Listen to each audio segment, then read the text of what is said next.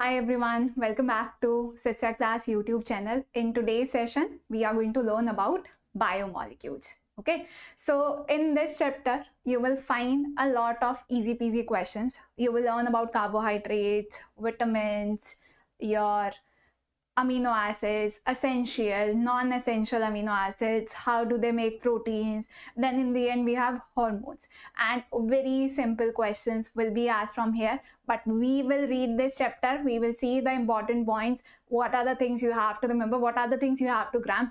And if you have learned this thing in your biology session, because we have biomolecules there also, in very much greater detail. In chemistry, it is not in that much detail, okay? It is much more easier here. But if you have learned that in biology, you will find it even more simpler, okay?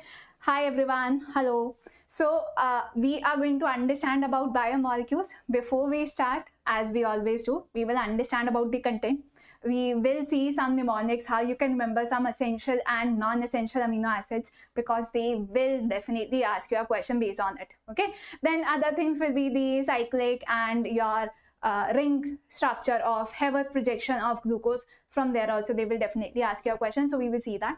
And you have to practice those structures, you have to draw them yourselves, then only you will be able to remember them, okay?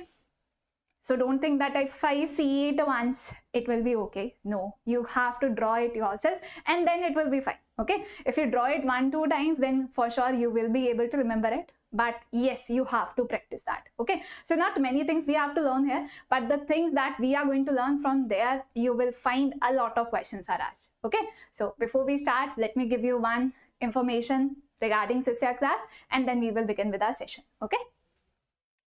All right, so I just want to tell you about our 1-year maths program for grade 3 to 10. In just rupees 999, you will get the entire year course for grade 3 to 10. Entire CBSE, ICSE and state board syllabus will be covered there.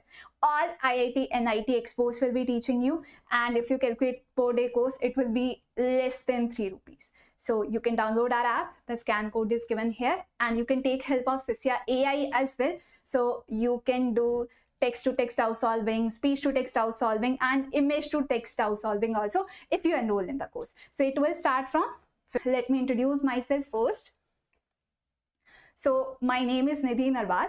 I have done my post-graduation from IIT Bhubaneswar. I have over 6+ years of experience in teaching IIT JEE and NEET examination. And in today's session, we are going to talk about another competitive examination, EAPCET. Okay, so let's start everyone. Let's start with the content first. Okay, what are the things that we have to know regarding biomolecules and how we can answer questions based on it? There are no numericals. It is all facts, and you may think that I have to remember so many different things.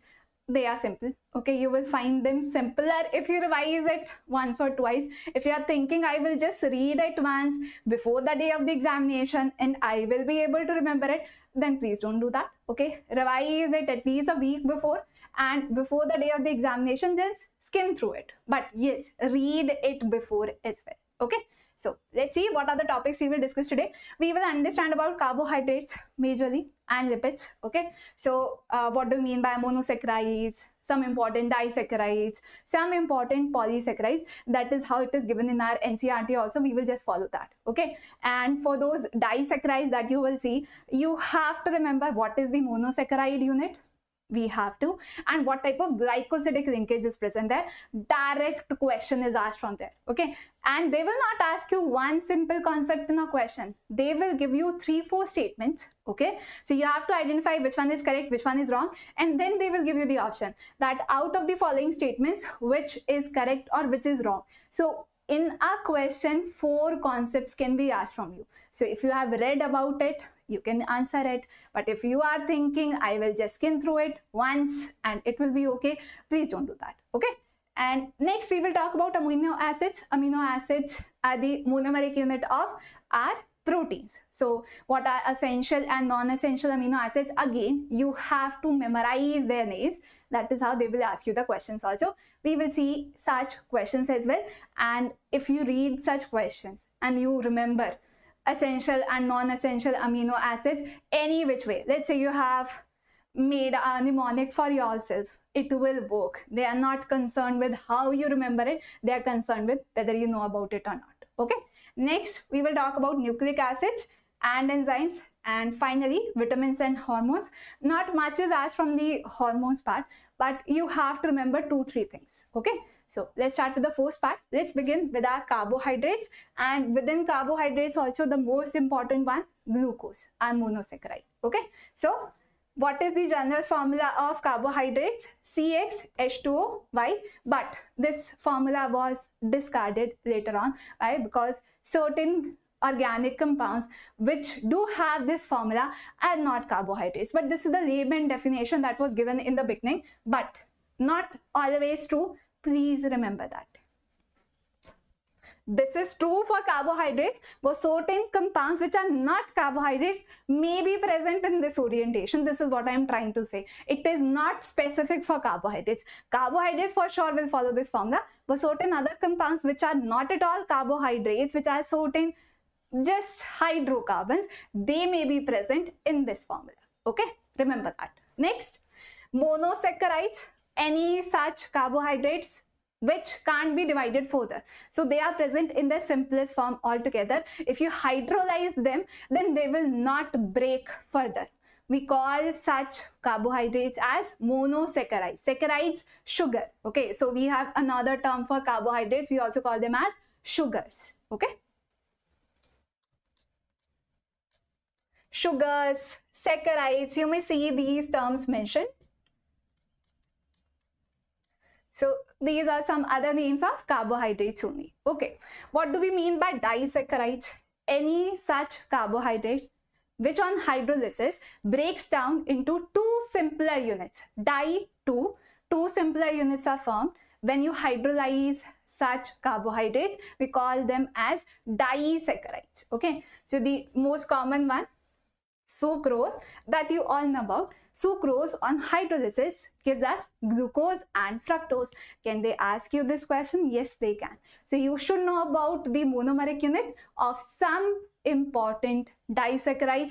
I am not telling you to memorize each one of them. No, they will not ask you that thing, and it is beyond our capacity also. Okay, so we will just focus on what is mentioned in the NCERT. Okay, next, polysaccharides, which on hydrolysis give us 2 to 10 or multiple oligosaccharides will give us 2 to 10 monosaccharide units. And if you find that there are carbohydrates which on hydrolysis give us multiple monosaccharide units, we will call them as polysaccharides. And in them also the most important one, starch. Okay. This you have to focus on. Other examples include cellulose, glycogen. We also call them as complex sugars. Okay. Then what do we mean by reducing sugar? You have learned this thing in aldehydes and ketones, that how do we separate them from other carbonyl compounds. So do you remember tolerance reagent? We have done one question based on it also, ammonical silver nitrate. So if you have a carbohydrate which reacts with, which shows a reaction with tolerance reagent, you will call it as a reducing sugar. And if it does not react with tolerance reagent, it is a non-reducing sugar. How will they ask this question based on it? They will ask you to identify whether it is a reducing or a non-reducing sugar. Don't worry, we have a table for that. Okay, and in that table everything is mentioned. The name of the carbohydrate, what type of monosaccharides are present there, and finally whether it is a reducing or a non-reducing sugar. So do we have to memorize that table? Yes, and everything is given in one short table, so you will be able to remember that stuff. Okay, we will cover that. All right, let's see. So you must have a free aldehyde or ketonic group.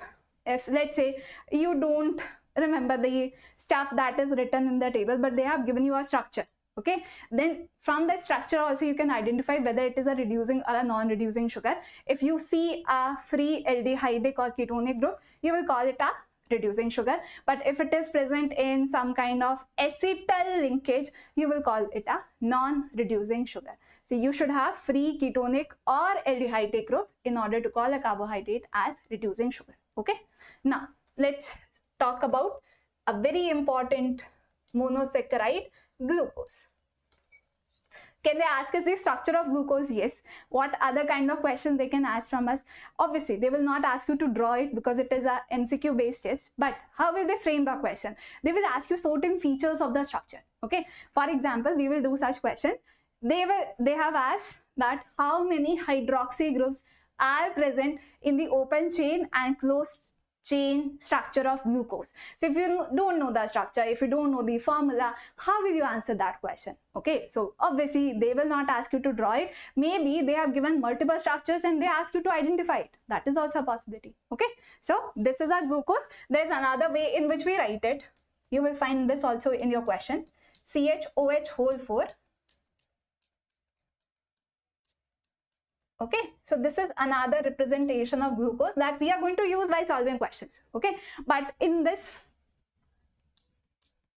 form, you don't understand on which side the hydroxy groups are there, on which side the hydrogen is there. So you should know the expanded form also and the short form also, if you want to see the reactions of glucose. Okay, so please notice what is different between D-glucose and L-glucose. First of all, it is not dextrorotatory and revorotatory form. We are not talking about optical isomerism here. Please don't confuse capital D and capital L with small d and small l.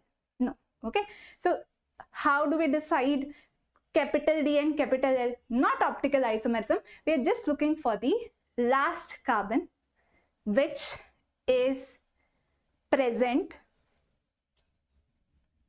here, and you are looking for the hydroxy group, whether it is present on the right hand side or the left hand side. If it is present on the right hand side, you will call it as D form. If it is present on the left hand side, you will call it L form. Capital D form, capital L form. Please understand, I'm not talking about small d and small l. Okay, so can you see OH on the right hand side?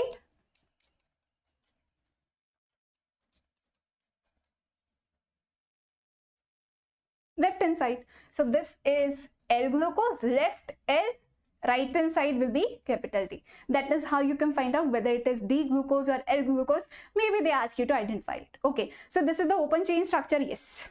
Okay, what else? How do we draw the Haworth projection of glucose? From there also they can ask you the question. So please see the Haworth projection also, the pyranose structure of glucose. Okay, because the closed chain structure, it resembles pyran, so that is why we call it as pyranose structure. For fructose, it resembles furan, so we call it as furanose structure. Okay, so how many hydroxy groups are there? We were talking about that. I can see 5 hydroxy group. Please remember that. We will solve one question based on it. Okay, now please see the next thing, the closed chain structure of glucose. So we are talking about D-glucose. Yes, now that D-glucose exists in 2 forms. This is the closed chain pyranose structure. I will write it.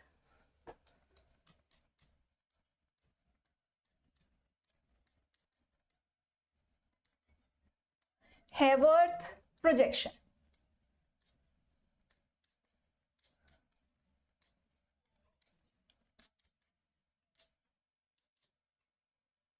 This is how you make it.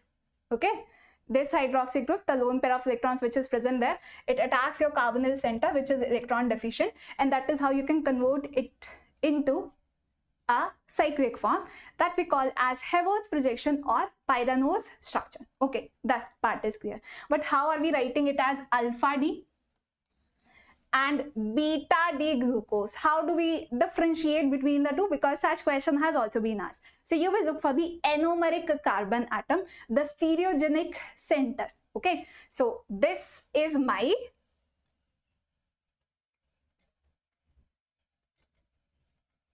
I will write it as anomeric carbon only so that you don't get confused.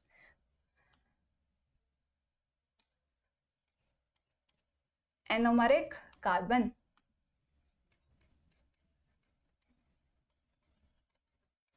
Why are we calling this as anomeric carbon? Because if you compare between alpha D and beta D glucose, the only difference that you see in the entire structure is the groups which are attached on the anomeric carbon. Rest everything is copy paste. Okay, please see the H and OH. OH is present above the ring, OH is present below the ring, and rest everything is copy paste. OH below the ring, OH above, below, CH2OH above. Only difference in the two structures is this anomeric carbon and where is the OH present. So if you see any such pyranose structure and they ask you to identify which one is alpha, which one is beta, what are you going to look for? You are going to look for the stereogenic center or the anomeric carbon, and on that anomeric carbon, please identify where is your OH group present. If it is present below the ring, OH group is present below the ring.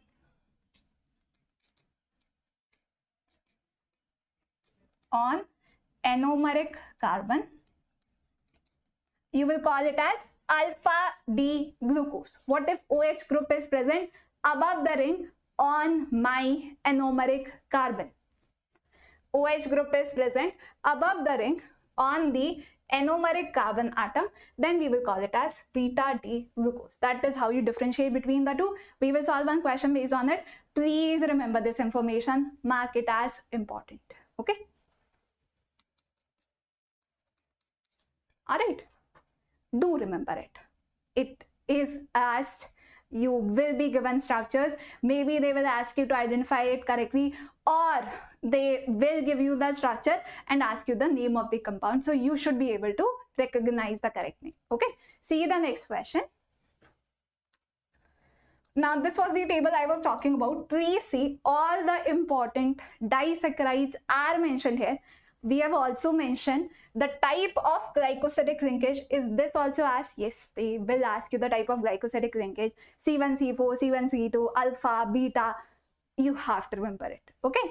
And next, whether it is a reducing sugar or not. So if you remember this table, these are the disaccharides which are asked again and again, which are given in our NCERT, and you have to remember them. Okay. So please see, we have maltose, in which the monosaccharides are glucose only, and what type of glycosidic linkage is present here?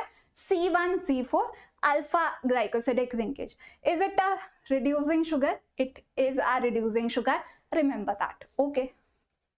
What about lactose? There is galactose and glucose. What type of glycosidic linkage is present here? Beta glycosidic linkage. Please remember that. Okay. Then we have sucrose, in which you have glucose and fructose. We have C1, C2 glycosidic linkage. Now,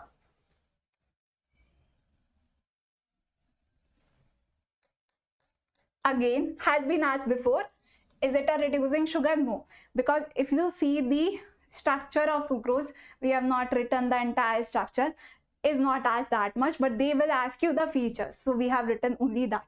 Okay. That what type of glycosidic linkage is there, whether it is a reducing sugar or not, they will definitely ask you. So if you see the structure, you will find you don't have any free aldehydic or ketonic group. It is involved in hemiacetal linkage. No free aldehydic or ketonic group is there. That is why we call it as a non-reducing sugar. It will not react with your tolerance reagent. Okay, it will not reduce it. That's why non-reducing. Okay, what else? Starch. This is a polysaccharide. Starch, glycogen, cellulose. These are your polysaccharides. These three were disaccharides. So these are the 5 important carbohydrates that you have to remember. Okay, so what is present in starch? What is the monomeric unit? Glucose. What type of glycosidic linkage? 1,4. It is weakly reducing. Not much is asked regarding the reducing or non-reducing behavior of polysaccharides. For disaccharides, they can definitely ask you. Okay. So if you want to skip this, you can not ask that much frequently. But the above 3, please remember it, will be asked for sure. Okay. And glucose or fructose, are they reducing? Yes. All the monosaccharides are reducing. Don't worry about that. Okay. Next. What do you mean by proteins? What are the monomeric units which are present in proteins? We all know amino acids. One kind of amino acids? No. They could be different types of amino acids which will polymerize to give you proteins. So in order to form carbohydrates, different monosaccharides, they combine together. Glycosidic linkage is present there. In this case, different amino acids, they combine together and they will give us proteins. Okay. And what type of linkages are present there? You may call them as amide linkages or peptide bonds. Okay. Please see. In case of carbohydrates, we had glycosidic linkage. In case of proteins, we have peptide bonds or peptide linkages, amide linkages. Okay. Next, what about the 4 different structures of proteins? And they will ask you a question, a statement-based question based on these.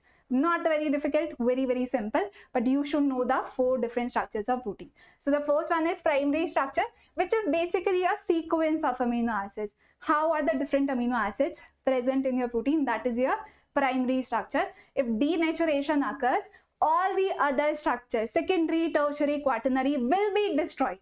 But your primary structure remains intact. Very important. Okay. Is not destroyed by denaturation.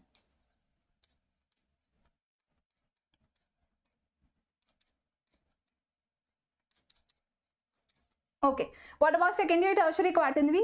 It will be destroyed if denaturation occurs. See, proteins you have to maintain at a certain pH or a certain temperature. If you exceed that temperature range, if you exceed that pH range also, denaturation of protein occurs. What happens in denaturation? The secondary, tertiary and quaternary structure of the protein is destroyed. What is left behind? Only the sequence of amino acids. So we are trying to say primary structure remains intact, rest everything is destroyed if you do denaturation of protein. Okay. What is secondary structure? It depends upon the type of protein. Alpha helix or beta sheet, beta pleated sheet structure. Please see the diagram once. Okay. Not asked that much, but they can ask you the features at least. So you should know that protein has 4 structures: primary, secondary, tertiary and quaternary. Okay. Tertiary is the 3-dimensional structure. It is in the name itself. Tertiary, 3-dimensional structure, and quaternary structure in which multiple chains are interconnected together through hydrogen bonds. And if you do denaturation, the entire structure collapses. Secondary, tertiary, quaternary. What is left behind? Primary, as I have repeated at least 2-3 times. Please remember that. Okay. What is next? Different types of amino acids. So we have essential amino acids. Please see the mnemonic also. I will show you the table. Don't worry. So please remember this mnemonic, or any other way that you want to remember it, up to you. Okay. But do remember the names. Okay. So all of them are your essential amino acids.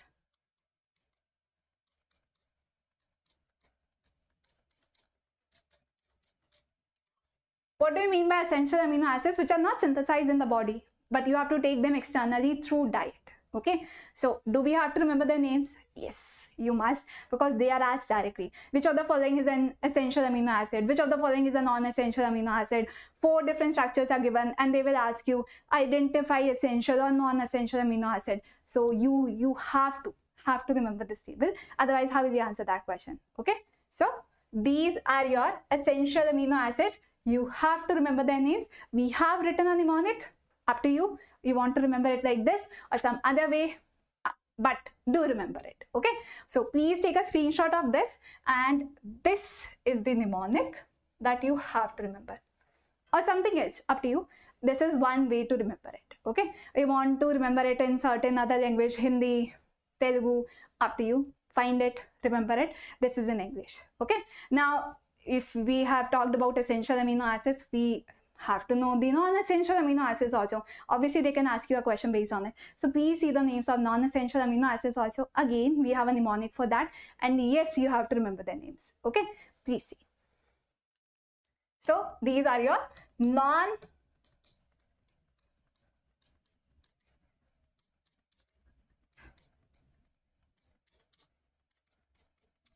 Okay, and for these non-essential amino acids also, we do have a mnemonic, and What do you mean by non-essential amino acids? These are already synthesized in the body. So do we have to take them externally from the diet? Not required. That is why non-essential, already synthesized in the body. You don't have to take them externally through diet. So you should know the concept behind it also. What do you mean by them? And obviously the names. Okay. So I hope you have taken a screenshot. I hope you are noting them down. You want to remember it with some other mnemonic, up to you. The only task is please remember it. Okay, so please see the mnemonic for this also. 8 easy amino acids, one way to remember it. GAGA, pasty, and the last few which were mentioned, cysteine, glutamine, and arginine. Okay, so these are your non-essential amino acids which are already synthesized in the body. You don't have to take them externally. Remember their names. Okay, so we are done with the carbohydrates. We have learned about some important disaccharides and polysaccharides. We have seen what are the monomeric units which are present there. We have also seen how we can remember the type of glycosidic linkage and whether it is a reducing or a non-reducing sugar. After that, we have learned about proteins, which are polymeric units of amino acids, not one kind, different types of amino acids, which can be further classified into essential and non-essential. We have learned their names, we have seen the mnemonic. Now let's move to the next biomolecule. Nucleic acids, which are polymers of nucleotides. Okay, carbohydrates are formed by different saccharides polymerizing. Proteins are formed by different amino acids, not dimerizing, polymerizing together. Similarly, nucleic acids are polymers of nucleotides. So do we have to remember them? Yes. Exact structure not required, but at least you should know what are the components of nucleotide. Can be asked and we will solve one such question. Okay, that what are the different units which are present in a nucleotide. At least remember that. I'm not asking you to remember the exact pentose sugar, the base which is present. No, not required. But you must remember what are the components, what are the units by which your nucleotide will be formed. And if you have studied biology, you already know that. You know much more than this information. In the chemistry part, only such easy peasy questions will be asked. We are not asked in detail regarding any biomolecule. Okay, so don't worry that they will ask you the exact thing. Not in chemistry, at least in biology for sure. Okay, so nucleotide is formed by a nitrogen base plus sugar plus phosphate, and they may ask you this thing, that what are the components of nucleotide. So how will you answer? It contains a nitrogen base, a pentose sugar, and phosphate group. And you are done. That is all you have to answer them. Okay. Then we can have different types of nucleic acid. You already know about that. Deoxyribonucleic acid and RNA. How are they different from each other? What type of bases are present there? Can they ask us about those bases? Yes, they can. Again, very simple, easy peasy information, direct questions. They will not ask you in detail. Okay. So this is double stranded and this is single stranded RNA, ribonucleic acid. Okay, next, what type of bases are present? Purines and pyrimidines. Do we have to remember the exact structure? No. But can they ask you what type of base is present in DNA? What type of base is present in RNA? Yes, they can ask you. So we have written that also. Uracil is present in RNA and your thymine is present in DNA. Okay. Adenine will bond with thymine, guanine will bond with cytosine. If you talk about, sometimes they may ask you this also, the bonding hydrogen bonds are present between which two pair of bases. So you should remember at GC, adenine with thymine and guanine with cytosine. Maybe they will ask you, maybe not, but at least remember this thing. Okay, very small question. Maybe they will ask you a statement based on it. So at least remember at GC, not very difficult. If you read it once, I hope you remember it already. Okay, next. This is how you can visualize your nucleotides. Nucleotide. Okay, will they ask us to draw it? Obviously not. What are the three components that I was trying to tell you? That there is phosphate group, you have a pentose sugar, and some nitrogenous base. That is all you have to know. This is what we call as a nucleotide.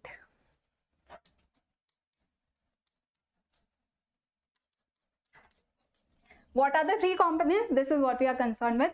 We are not going to be asked in detail. Okay. Next, vitamins. There are fat soluble and water soluble vitamins can be asked. Okay. So water soluble vitamins are only B and C, and rest everything is fat soluble. Simple enough. Water soluble vitamin B and C. Everything else A, D, E, K will be fat soluble, and you should know the difference. Okay. Now, what else they can ask you from vitamins? They will give you the vitamin and what type of disease will be caused if there is a deficiency of this vitamin. Direct question, match the following. Sometimes they will give you the disease. They will ask you what type of vitamin deficiency causes it. Maybe they will give you the vitamin deficiency, ask you the disease, like that. Both type of questions can be asked. So do we have to remember this also? Yes, you must. We have a table for that as well. Yes, you have to remember it. Okay, please see. Take a screenshot. So deficiency of which vitamin causes what kind of disease can be asked from you. Okay, note them down, take a screenshot, but yes, please remember it. You don't have to explain them. Obviously, you will be able to get the correct answer from the options itself. It will be very easy. So as you have seen in today's session, we are not doing anything big. We are just remembering facts which are already present. We're just trying to see how to remember them. Okay, so the chapter is easy, but there is a lot to learn. There's a lot to revise. So you feel like, how will I remember this? We have seen the mnemonic also. We have seen the basic fundamentals as well. We have seen the table also. So I hope you can remember it easily. Okay, one more table, last one. Okay, don't worry, after that we will do questions. So some more vitamins and what type of disease will be caused if you see the deficiency of that vitamin. Yes, you have to remember it. Okay, so this is all about all major biomolecules. Okay, different tables we have learned, and we have also seen how to remember them. And yes, you have to remember this. Direct questions will be asked, as we are going to see right now. Okay, please see. Last thing, enzymes, that you have also learned in your chemical kinetics. We have never learned about enzymes in chemical kinetics. You have learned about catalysts there, right? So enzymes are biological catalysts. They have the exact same functions. Okay, so we also call them as biological catalysts. They are going to speed up your biochemical reactions. So what you learn about catalysts in your chemical reaction, you can apply that same thing to your enzymes also. They have the exact same function. Okay, next, they are influenced by change in temperature, change in pH, presence of inhibitors that can decrease their efficiency.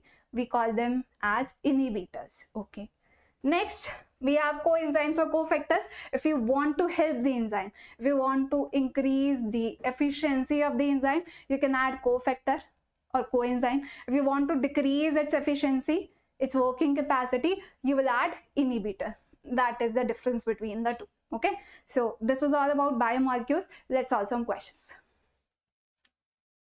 The number of OH groups in open chain and ring structures of D-glucose are respectively. I told you they will ask you a question based on structure. So I hope you remember. We have seen the entire thing, and this was the formula I have written. If you remember,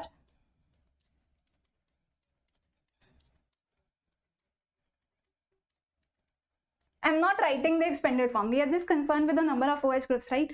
And in the closed chain structure also, the number of OH groups will remain same, obviously. Okay, so what will be the correct answer? 5 OH groups are present in the open chain and closed chain structure of glucose.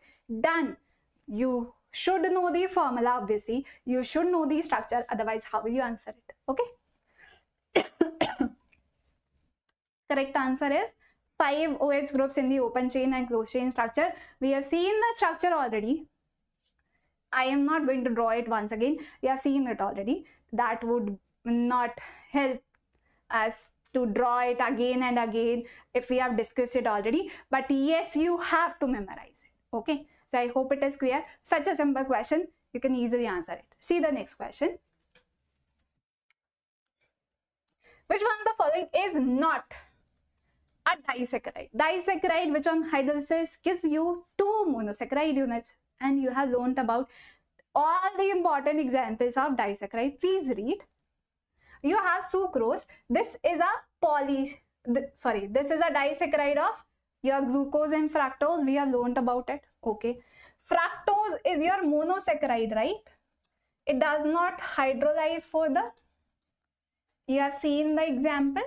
So this is your correct answer. Rest everything is disaccharide. Lactose also, maltose also. You have seen the monomeric units also. We have learned about glycosidic linkage also, which are present in these 3 disaccharides. So please remember their names. And see, they have not asked you something fancy. They have not asked you something extraordinary. No, all those things which are mentioned in your NCERT will be asked directly. Don't think that they will ask you something out of the syllabus. We have to remember so much. No. Okay. See the next question. When glucose is oxidized with nitric acid, the compound formed is?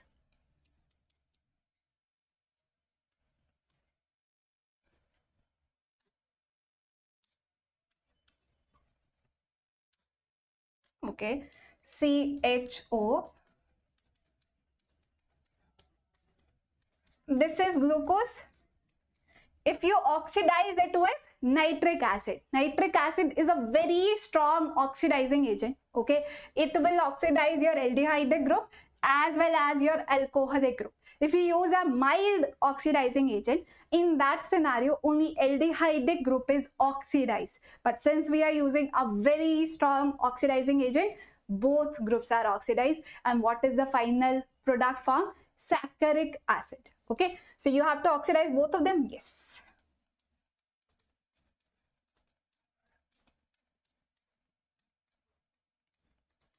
What do we call it? Saccharic acid.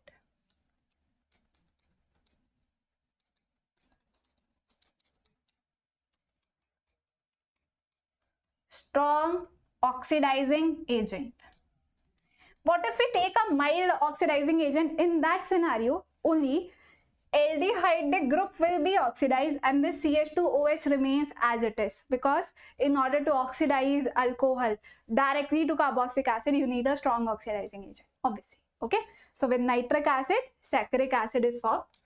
And if you use a mild oxidizing agent, in that scenario, we will see that as well, gluconic acid will be formed. Not here, but in this case, saccharic acid. Okay, see the next question.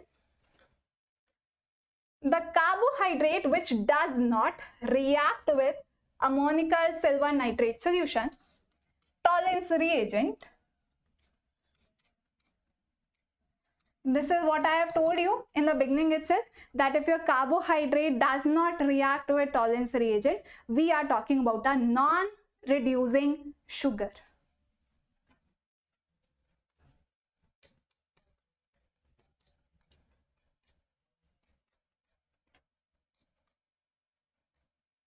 And what type of carbohydrates are called as non-reducing sugar?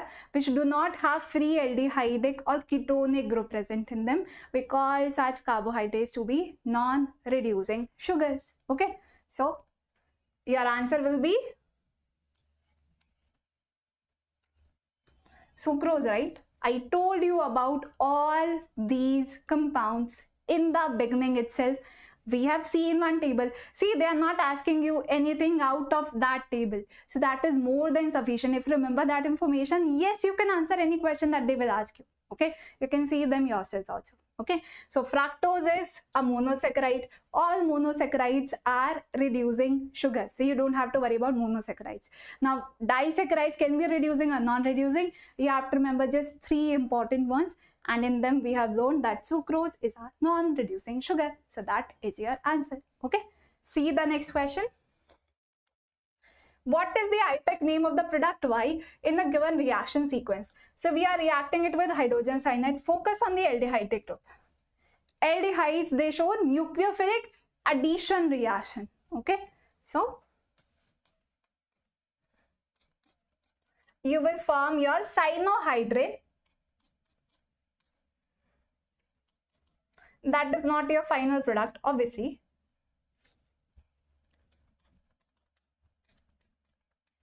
Okay, so after this, you will do the hydrolysis and this will change into carboxylic acid. Okay, so your final structure will be 2, 3, 4, 5, 6, 7 hexahydroxy heptanoic acid. Okay, already you have 6 hydroxy groups. This will change into carboxylic acid.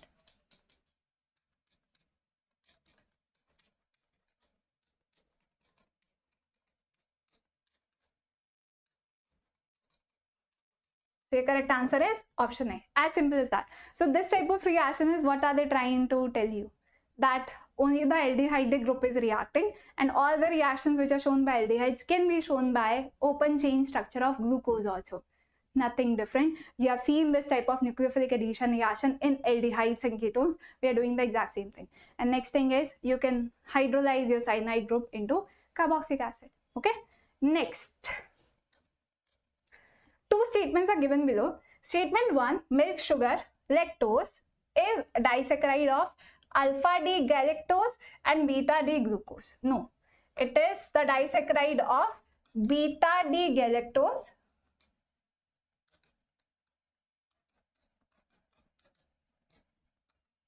so this is false. Statement 2, sucrose is the disaccharide of alpha D glucose and beta D fructose. This is true.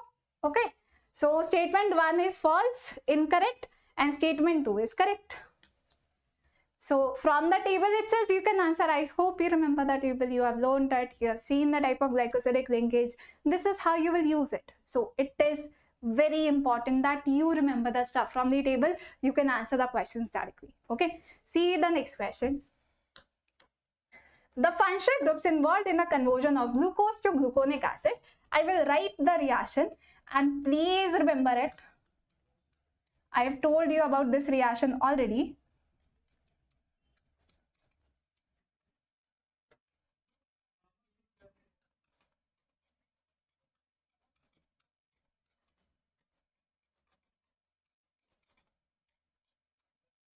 Further oxidation of gluconic acid gives you saccharic acid.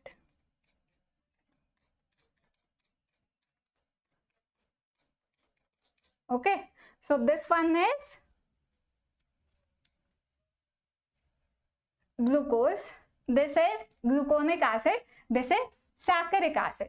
So they are asking you which functional groups are involved in the conversion of glucose to gluconic acid and from gluconic acid to saccharic acid. So you are seeing the conversion of CHO and CH2OH. Rest everything is exactly same. So that will be your answer.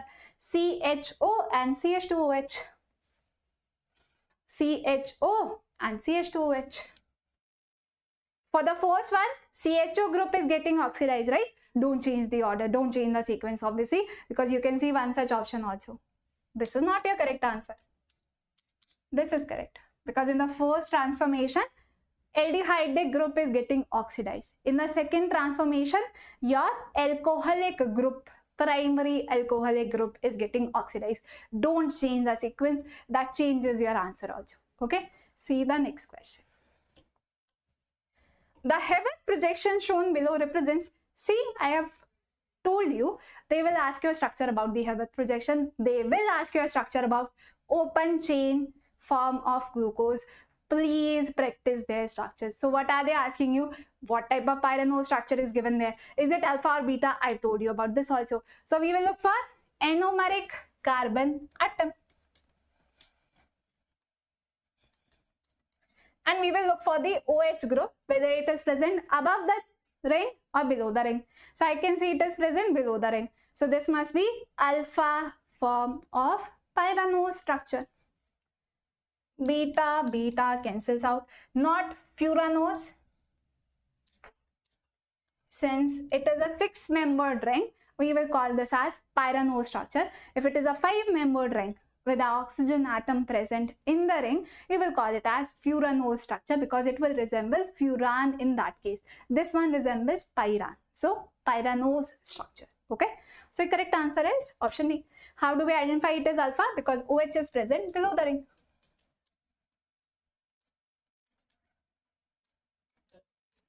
Please imagine it in 3D. Okay.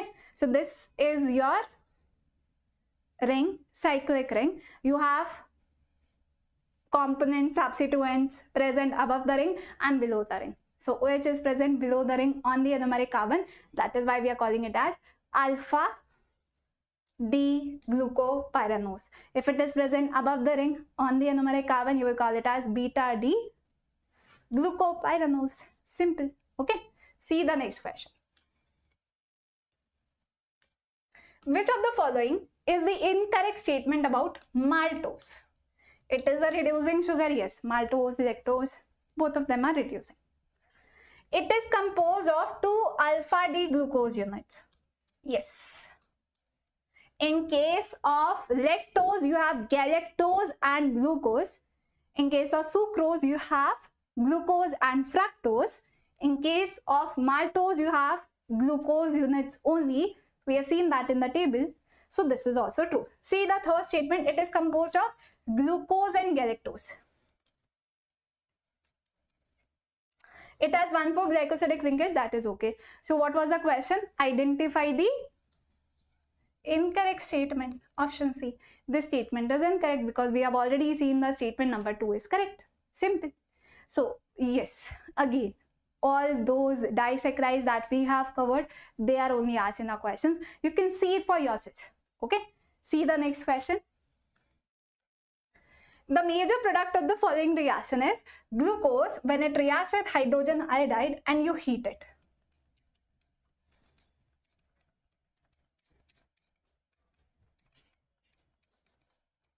You will get N-hexane, 6 carbon atoms in a straight chain.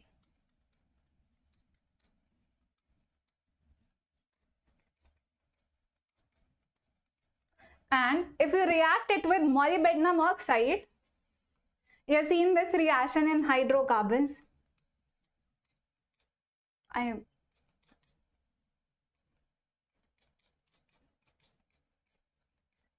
You will get benzene. So this is kind of a cyclization reaction that you have seen in hydrocarbons also. Okay. So this is how you identify the structure of glucose. You react it with hydrogen iodide and heat it. We come to know that glucose has a straight chain structure. There are different reactions that we have done in order to identify the correct open chain structure of glucose. So this was the first observation we have made, that when it reacts with hydrogen iodide, it gives us N-hexane. That shows us it is a straight chain structure. Okay. And then you have made a ring, aromatic ring out of it by reacting it with molybdenum oxide. Okay. See the next question. This is correct. Don't write hexane. There is a second step involved. If they just write HI and heat, then you will write N-hexane. But they have given you another step. Read the question completely. Okay. Don't just answer by reading the first part that I have read. HI heat, it gives us N-hexane. Let's mark it. No. They've given you another step also. Read it very carefully. Okay. See the next one. Which of the following is correct statement? Starch is a polymer of beta D glucose. No, alpha D glucose. Amylose is a component of starch. Starch has 2 components, amylose and amylopectin. Okay, so this is true. Proteins are biopolymers of only one type of amino acids. We have never said that. Different types of amino acids, they combine together to form polymers. Okay, so only one type of amino acid? No. Okay. Lactose is a disaccharide of alpha D glucose and beta D glucose. We have learned about this just now. It has galactose along with glucose. So this statement is also wrong. See, same kind of question. So correct answer is option B. Okay. Alright, see the next question. Which of the following structure of proteins represents its constitution, the sequence of amino acids. It is given by which structure of protein? Primary structure, which is not destroyed by denaturation also. Okay, so the correct answer is primary structure of protein gives its constitution, the sequence of amino acids.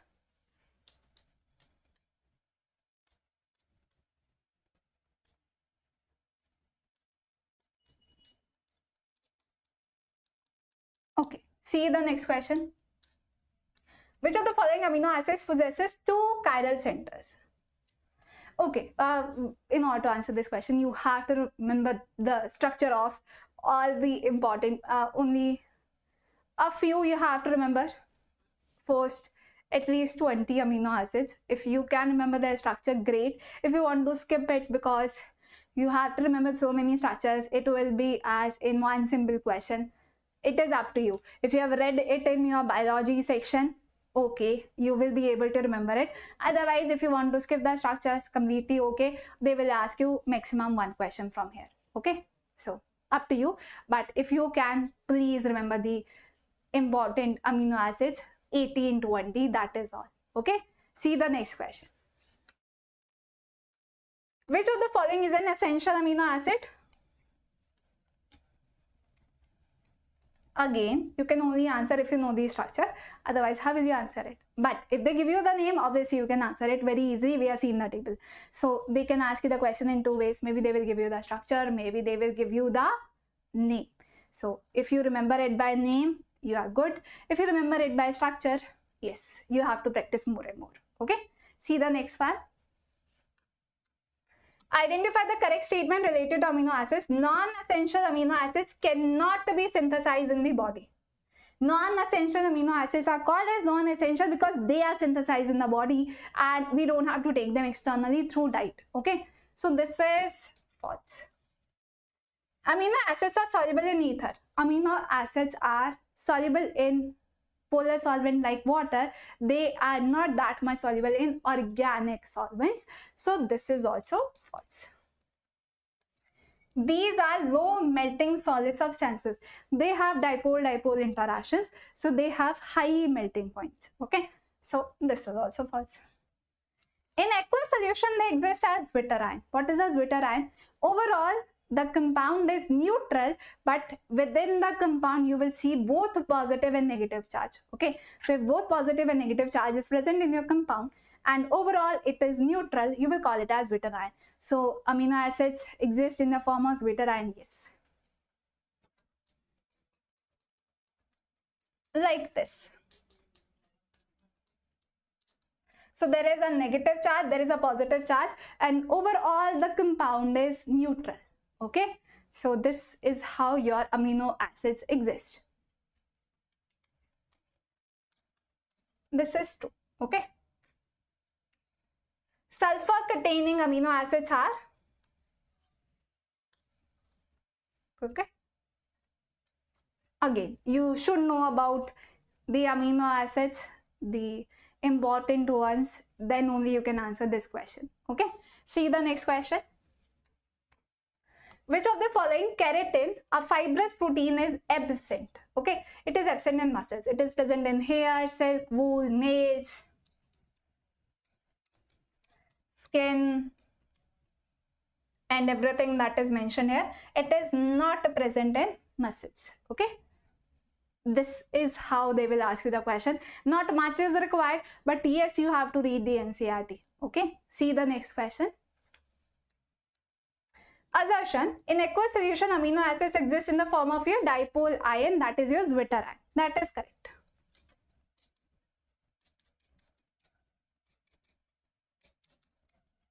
Reason: most of the naturally occurring amino acids have L configuration. See, it is not at all explaining what we have said in the assertion.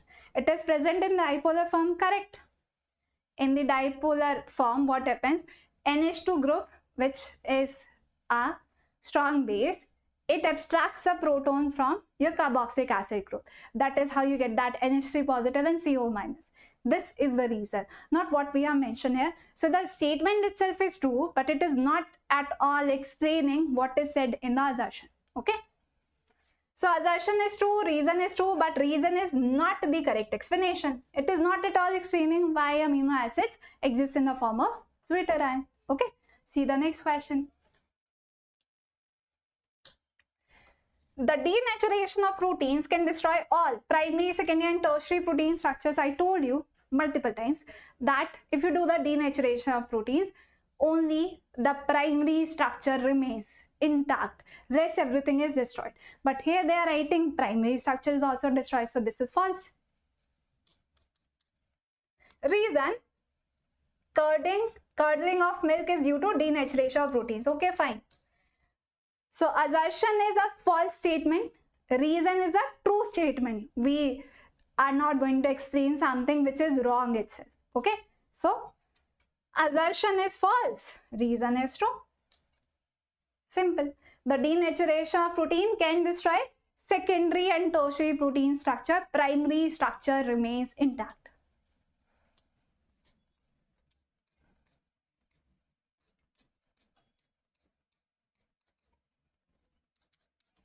Okay, so please remember that. All right. See the next question. The Zwitterion among the following is, I told you, you will have overall a neutral ion and there will be a positive and negative charge present in your ion. Positive and negative charge both are present and that will make it overall neutral. So identify the Zwitterion. So in this case, you don't see any charge. In this case, you have a negative and a positive charge. But please see, there is a negative charge on nitrogen and a positive charge on oxygen. If you have a lone pair of electrons, nitrogen, it will abstract a proton. So it will have one extra hydrogen and a positive charge. This is not correct. NH3 positive. Okay, this is looking good. But you have a positive charge on oxygen here, a negative charge on oxygen here. Overall, the compound will become positively charged, right? But I told you it should be neutral overall. In this case, there is a positive charge on nitrogen, there is a negative charge on oxygen. Overall, the compound is neutral. So this is the correct representation of Zwitterion form of amino acid. Okay.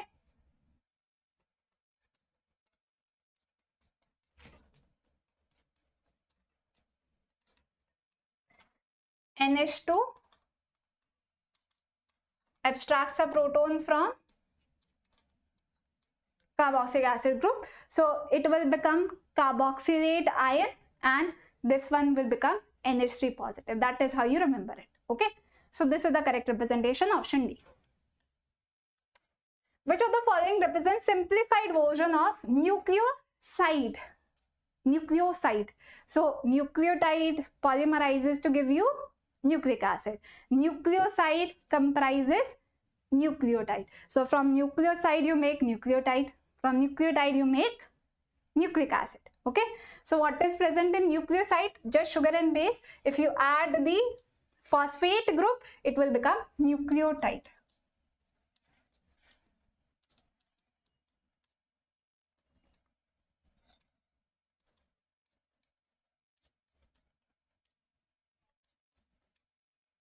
Okay. This is what we have seen. This is asking you about nucleoside only. Okay. I hope this is clear. Now, in nucleoside, they may also ask you the base is attached to which position of this sugar molecule, that pentose sugar? First carbon. Direct question. They will not ask you to identify it even. You just have to remember the number of carbon atom on which your base is connected. C1 carbon atom. And on the sugar, it is written as 1 dash. Okay, so if they write 1 dash, don't get confused, that is also completely okay. Okay, in order to separate the numbering of your base and your sugar, we use numbering as 1 dash, 2 dash, 3 dash and so on. Okay, so this is correct. All right. Identify the correctly matched set from the following. So your correctly matched set will be vitamin D is fat soluble. It deficiency causes rickets. Okay. Water soluble is B and C. Okay. and the deficiency is wrong. So correct answer will be option C. Okay, I hope it is making sense. So that is all for today.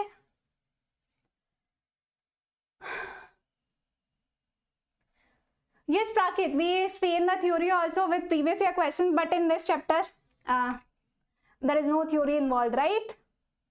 It is biomolecules. Otherwise, in all the other chapters, if you have seen my other sessions, I do explain what is the reason behind the answer we are giving. Okay, we explain it entirely.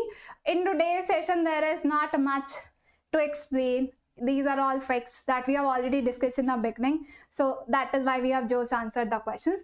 Otherwise, in all other parts in which some mechanism is involved, in which we have to solve question also, I have explained it in detail. Okay, so please follow those sessions as well, Prakit. Anything else?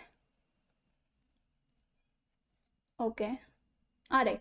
Okay, so that is all for today. In the next section, we are going to cover the next chapter 1. Information I want to give you, and then we will end the session.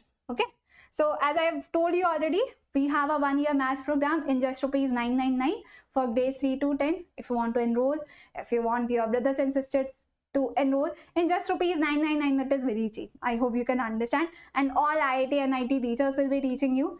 It will cover your entire syllabus. So I hope you enroll in the course. It will start from May 5th, and our EAPCET series will continue. We will talk about the next chapter in the next session. So keep following. And one more thing, if you have not seen the previous sessions, if you are confused in any other chapter of chemistry, we have already solved so many different questions before as well. So you can follow such sessions if you have not seen them already. Okay, so that is all from my side. All the best for your examination, and we will meet tomorrow with another chapter of chemistry. Bye everyone. Have a great day.